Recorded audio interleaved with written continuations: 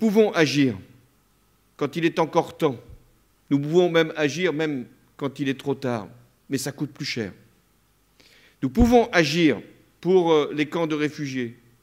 Nous pouvons agir pour les pays de transit. Nous pouvons agir pour le développement. Depuis 2000, 1 milliard d'êtres humains sont sortis de l'extrême pauvreté. La mortalité infantile a été réduite de moitié. Le nombre de personnes infectées par le virus VIH a diminué de 40%, permettant de sauver 6 millions de vies. Oui, nous pouvons agir. Nous pouvons et nous devons agir. Et c'est ce que vous nous demandez encore de faire aujourd'hui, pour mettre en place des politiques de développement, pour lutter contre les inégalités, pour éviter les pressions sur la planète et le prélèvement des ressources naturelles, pour limiter, réduire notre empreinte écologique. Et là encore, à mesure que nous montrons les progrès, nous voulons aussi montrer les risques et les menaces. Avec 9 milliards d'habitants, dans quelques années, notre planète fera face à des mouvements de population d'une ampleur inédite, si rien n'est fait pour régler les crises. Et la plus grave crise, celle qui est déjà à l'œuvre, celle qui n'est pas forcément la plus visible, sauf quand il y a des catastrophes, c'est la crise climatique. Voilà pourquoi nous avons repris votre mot d'ordre, zéro carbone, zéro pauvreté, parce que c'est le même combat. Faut-il néanmoins que pour y parvenir, les pays développés fassent un effort d'économie d'énergie, de montée des énergies renouvelables, et que les pays en développement puissent être soutenus dans leur transition. C'est tout l'enjeu. Et de la réunion sur le développement durable et de la conférence sur le réchauffement climatique. Mais le doute que j'ai aujourd'hui sur la réussite de cette conférence, ce n'est pas sur les intentions, ce n'est pas sur les déclarations. Nous aurons le lot suffisant.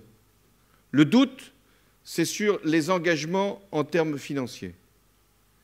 C'est-à-dire que s'il y a un accord sur un texte, cet accord ne pourra pas être approuvé par beaucoup de pays s'il n'y a pas un accord sur le financement.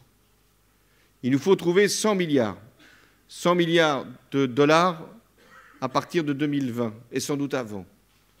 Ce qui suppose que les États, mais aussi d'autres acteurs, acteurs locaux, acteurs économiques, puissent s'engager avec l'ensemble des institutions financières, banques publiques, banques privées, banques de développement, pour arriver à ce chiffre. Mais il nous faut aussi changer les modes d'évaluation des projets. Si nous voulons qu'il y ait plus d'investissements dans le développement durable, plus d'investissements contre le réchauffement climatique, alors il faut qu'il y ait un prix du carbone.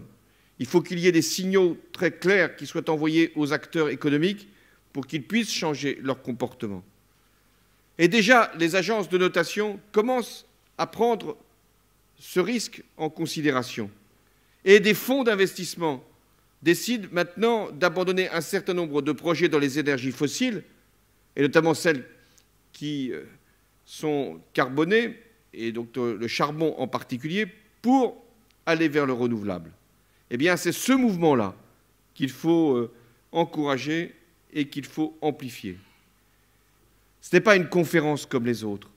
Ce n'est pas un sommet de chefs d'État et de gouvernement comme les autres, même s'ils viendront. C'est un rendez-vous que la planète a avec elle-même et qui doit aboutir à des solutions.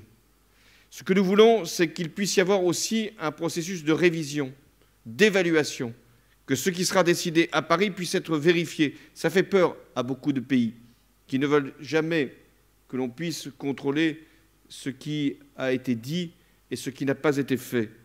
Alors, nous avons besoin de vous, parce que s'il n'y a pas la mobilisation des organisations que vous représentez, s'il n'y a pas l'engagement des citoyens, s'il n'y a pas cette pression qui s'exerce sur les gouvernements, s'il n'y a pas cette volonté commune d'être à la hauteur du rendez-vous qui a été fixé, nous ne pourrons pas réussir.